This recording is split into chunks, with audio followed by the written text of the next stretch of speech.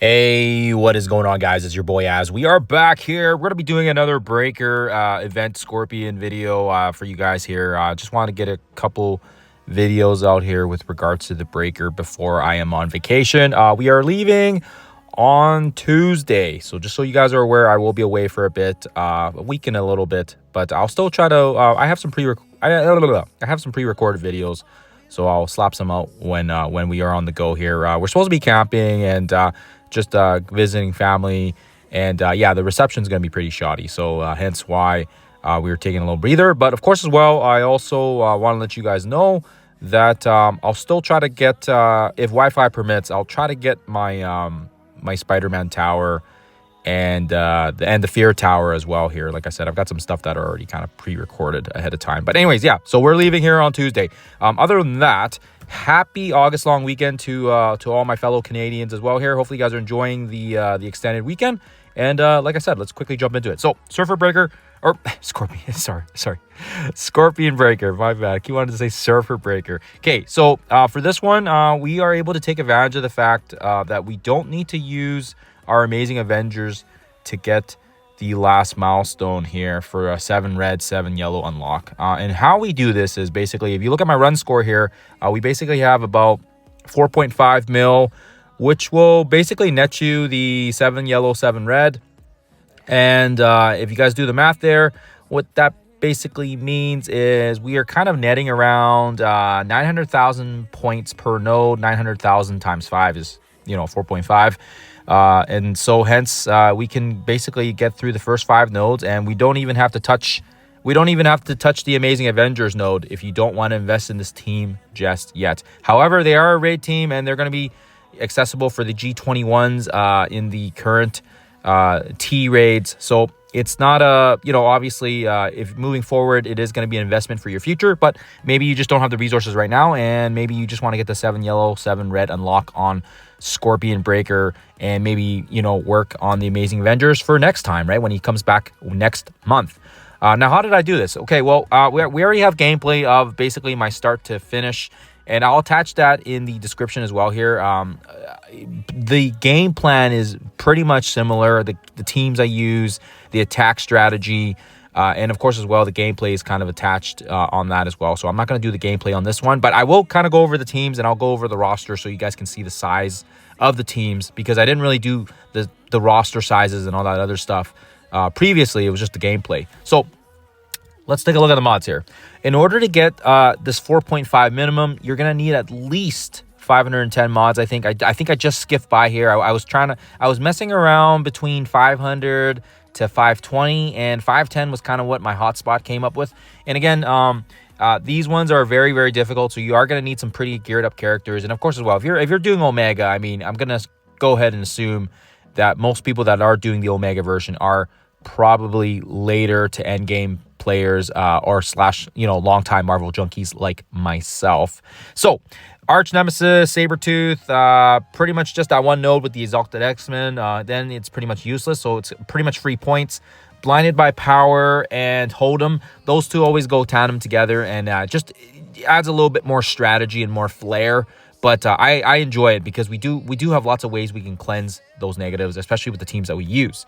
Indestructible Mind means they can't apply trauma, so this is, I think, probably most problematic, I think, in the Super Skrull node where you have to face off against him. And it's just, yeah, he is a pain in the arse, but if you can one-shot him with Blastar, he's not really a problem.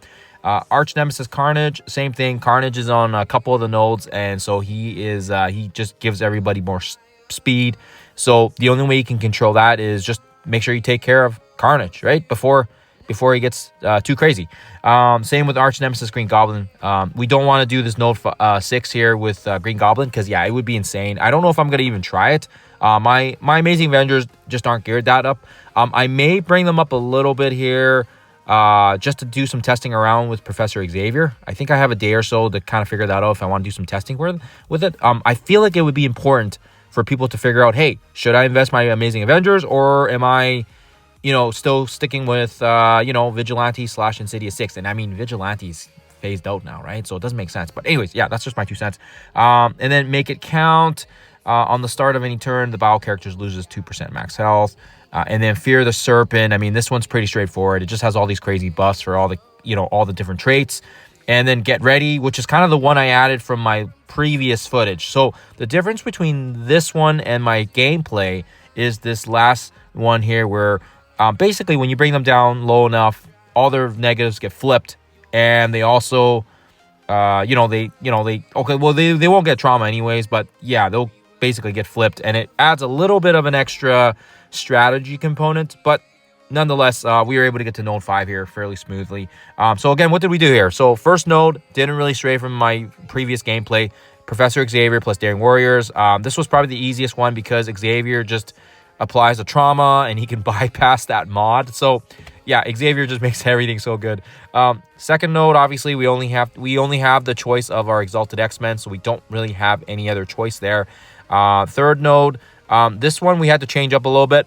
I had gameplay of just the one shot with the Insidious 6, but the Insidious 6 did get them down to the last 2 characters. I think it was between Thunderstrike and Blastar, and they just kept ulting me over and over and over, and it was just, they just wiped me out. So we came in here with a nice, easy cleanup team, and it was very, very straightforward. Wasn't anything crazy. You can come up with a, with your symbiotes, or you can use your Spider Society or any other team. Honestly, the cleanup was easy.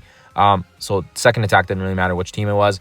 Third team, same as our previous gameplay, our Surfer Breaker plus Null plus Kahori plus Thanos and Quasar. And this is probably my biggest team here because they just have the most level 110s other than the first node, which basically requires 110. And finally, the last section, and actually funny enough, it's actually my weakest team out of the 4 or 5 teams that we used. And it's just funny because I've got I've got a couple of low level characters in that mix there. So pretty funny there. We were able to take advantage of that. So those are the teams. Those are the mods. Hopefully makes sense. We'll dive into the roster here so you guys can have a look at the power levels and stuff. So you can figure out, hey, I want to try this out. I want to see if it's realistic on my account. So again, Daring Warriors, they're pretty much maxed out. But yeah, you can use any team on that first node. Lots of different combinations people have come up with. You just want to make sure you're not using any characters that don't hinder your progress for the next nodes. I don't really have my Odin, and I don't really have some of the other key characters at level 110. So this is why I use my Daring Warriors.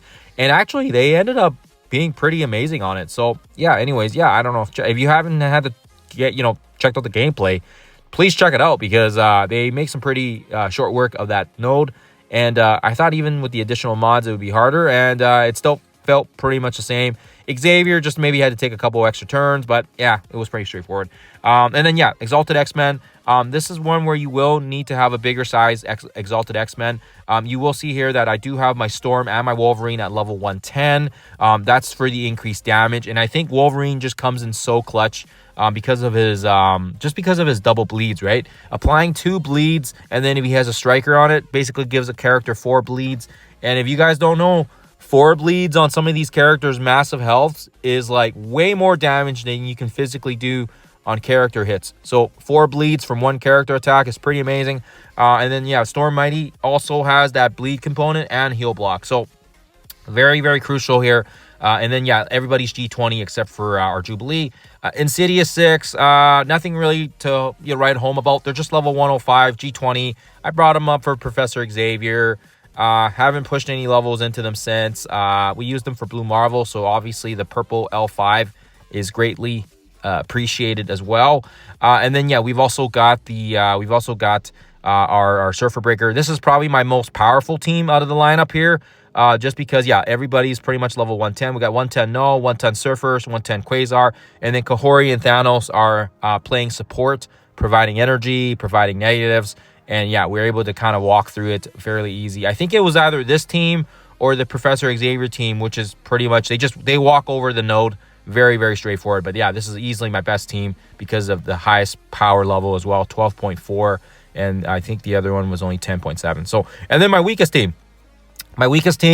Ironically enough, on the probably one of the more harder difficulty sections is this one here. And again, Sentry, we want to make sure he lives so that if even if he dies, it's fine. But if you make sure that he lives, then you can use them on node number 9. I didn't care about mine dying just because I was going to stop at 5, so it was fine. And then yeah, we have leader here because very, very importantly, he's going to provide that villain component to Super Scroll so that he can use that speed rewind.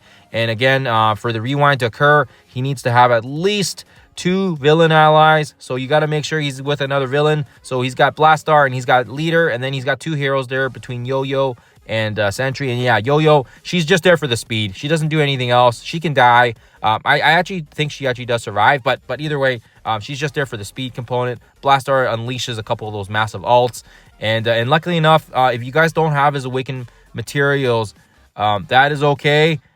Because we are going to get farmability for this in the next chapter store. So this will be good moving forward in the future, I think, when we need to get his Awakened ultimate and passive so that he gets a little bit more umph. And I'm looking forward to that. Yeah, I do have his basic unlocked here. I think we got it from a leaderboard event. I forget where we got it. But yeah, this is why we are climbing the leaderboards, right? So we can get some more Awakened materials for our other characters. So that is the lineup, guys. That's the team comps. Let me know in the comments below if you guys have any questions about it. But like I said, I'll attach the gameplay that I use on my 480-ish run. And again, going from 480 mods to the other one here, it was fairly, just a little bit of a jump. Nothing crazy. Just a couple extra mods so that we can get that 4.5 mil. And then, of course, as well, when you get the 4.5 mil, then you can kind of, where are we ranked here? I think we're still sitting in the top 100, which is fine. We don't really care about that. We just want to get it within this top 150 to 2,000. So we get the Awakened materials. There is no way this is going to hold top 150. So I'm being realistic here. But yeah, for the milestones, obviously you can't see it now. But yeah, it should be about 4.5 mil at milestone 9 here to get the 7 red and the 300 shards as well here. I think the 300 shards is just 3.5 mil. So hopefully that helps you guys out, and hopefully you guys are able to get the most out of it with just running the 5 sections here. Other than that, yeah, like I said, I know I can't do this next node here just because my Amazing Avengers is not up to snuff, and these are some pretty crazy characters here, especially with the Awakened, Green Goblin Arch Nemesis mod on. Makes them an absolute nightmare to deal with. Other than that, guys, that's all I got for this one. Hopefully you guys enjoyed that. Hope you guys have a lovely weekend as well. I'll see you guys in the next one.